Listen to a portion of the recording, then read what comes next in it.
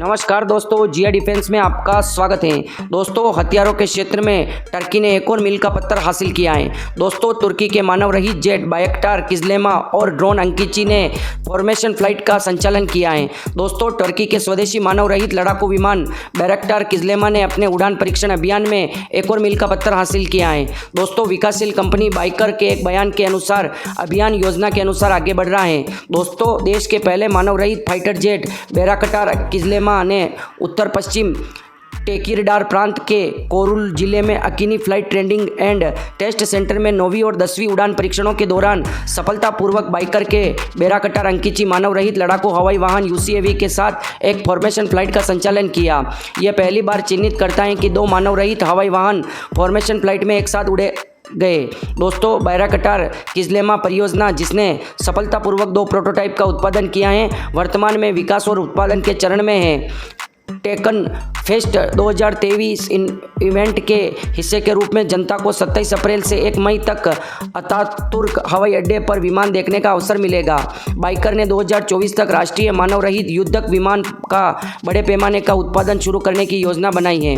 दोस्तों, 10 अप्रैल को तुर्की नौसेना के फ्लैगशिप टीसीजी अनाडोलू दुनिया का पहला यूसीएवी जहाज का इन्वेंट्री स्वीकृत समारोह आयोजित किया जाता था, जहां फ्लाइट डेक पर बायकटार किजलेमा और बायकटार TB3 यूसीएवी को प्रस्तुत किया गया था।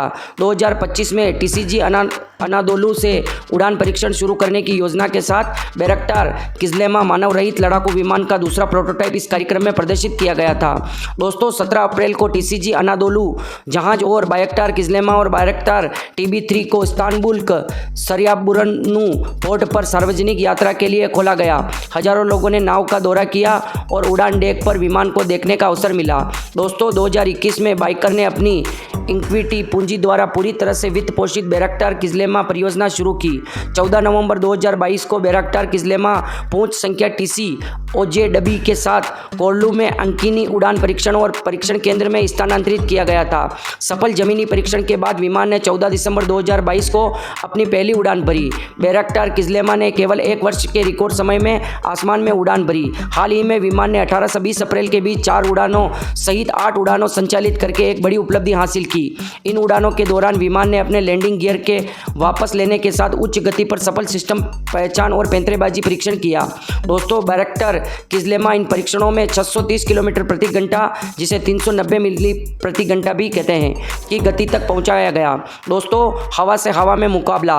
बायकटार किजलेमा मानव रहित लड़ाकू विमान को कृत्रिम बुद्धिमत्ता मतलब आर्टिफिशियल इंटेलिजेंट और हवा से जमीन पर मिशन की सहायता से हवा में मुकाबला करने के लिए डिजाइन किया गया है। विमान का कम रडार क्रॉस सेक्शन तुर्की को कम दृश्यता में महत्वपूर्ण लाभ देगा। मतलब दोस्तों, इस विमान का क्रॉस सेक्शन एरिया बहुत कम है, इसलिए रडार पर यह नजर नहीं आएगा। इसके अतिरिक्त छोटे रनवे वाले जहाजों पर उतरने की विमान की अनूठी क्षमता युद्ध के मैदान में क्रांतिकारी बदलाव लाएगी, जिससे लचीलेपन और परिचालन क्षमता में वृद्धि होगी। दोस्तों, बहुत ही छोटे या उबड़-खाबड़ रनवे पर भी ये उतर सकता है, टेक ऑफ और लैंडिंग कर सकता है। बायकटार किजलेमा, जिसका भार 8.5 टन है और जिसकी पेलोड क्षमता 1500 किलोग्राम है, जिसे 3300 पाउंड में है, राष्ट्रीय ASI रडार के साथ उच्च स्थिति जन्य जागरूकता भी होगी। दोस्तों, नतीजतन मानव रहित विमान जो सभी राष्ट्रीय स्तर पर विकसित गोला बारूद का उपयोग करेगा, बुद्धिमान बेड़े की ऑटोनोमी के साथ काम कर सकता है। मतलब कुवैत के रक्षा मंत्रालय द्वारा आयोजित एक कठोर चयन प्रक्रिया में अमेरिकी, यूरोपीय और चीनी प्रतिस्पर्धियों को पछाड़ने के बाद बाइकर ने अपने बायकटार TB2 के लिए 370 मिलियन TL 7.90 मिलियन मूल्य के एक महत्वपूर्ण निर्यात अनुबंध के साथ 2023 से शुरुआत की। दोस्तों, 2003 में UAE R&D प्रक्रिया के बाद में बायकटार ने अपने राजस्व का 75% निर्यात से उत्पन्न किया। तुर्की एक्सपोर्टर्स असेंबली TIM के आंकड़ों के अनुसार 2021 में यह रक्षा और एरोस्पेस उद्योग में अग्रणी निर्यात बन गया। दोस्तों, 2022 में बायकटार ने 99.3% की निर्यात दर हासिल की और 1.18 बिलियन TL 22.91 बिलियन मूल्य के उत्पादों का निर्यात किया, जिसमें खुद को रक्षा और एरोस्पेस उद्योग में 1.4 बिलियन के टर्नओवर के साथ शीर्ष निर्यात के रूप में स्थापित किया।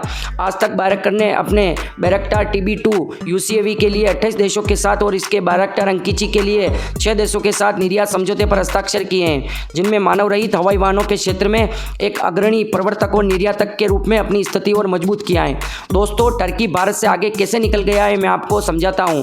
दोस्तों, टर्की और भारत में टेक्नोलॉजी टर्की से कई गुना आगे है। उसके बावजूद भारत पीछे रहने की वजह है भारत का ढीला रवैया।